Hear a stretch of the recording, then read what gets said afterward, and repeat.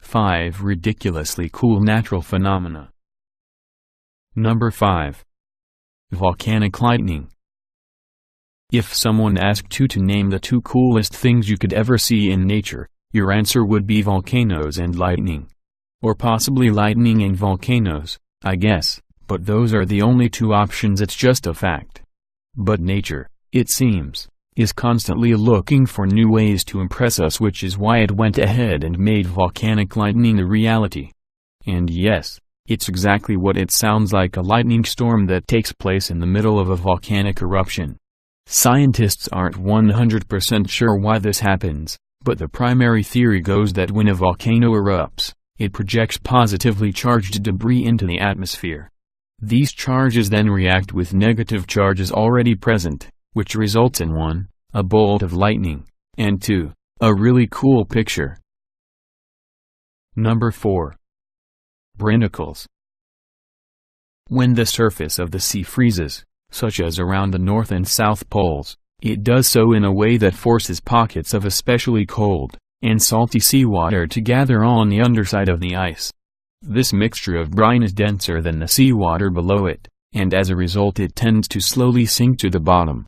Now, because it's so cold, the fresher water below the brine actually freezes around it as it falls, which results in a giant icicle under the surface. The technical name for this sort of thing is ice stalactite, but what kind of boring title is that for such a breathtaking phenomenon? Hence the need for their cool nickname, Brinicles. Regular English didn't have a good enough word, so we had to come up with a whole new one. Number 3. Here's another cool ice formation, about as far away from underwater as you can get, high in the mountains. These spiky fields of ice are called penitents, and each individual shard can be up to a whopping 4 meters high. These intimidating snow structures are formed in high-altitude areas with low humidity, such as the glaciers of the Andes Mountains. If the conditions are right, the sun's rays are so hot that they can actually sublimate fields of snow, meaning that the frozen water vaporizes without ever becoming a liquid.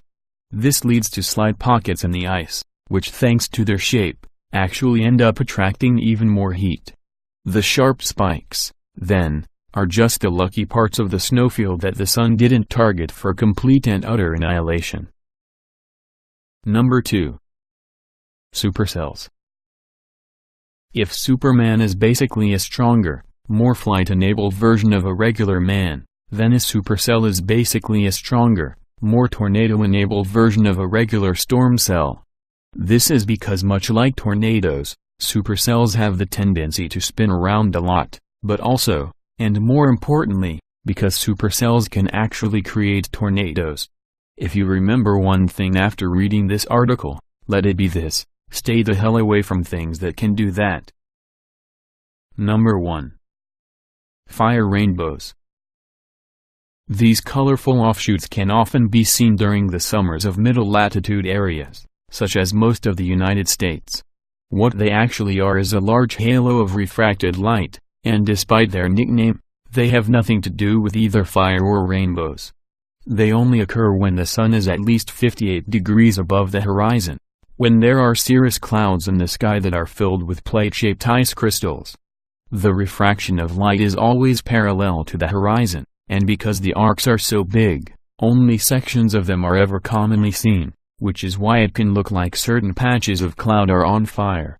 The proper name for these things, in case you ever need to impress a scientist, is circumhorizontal arc.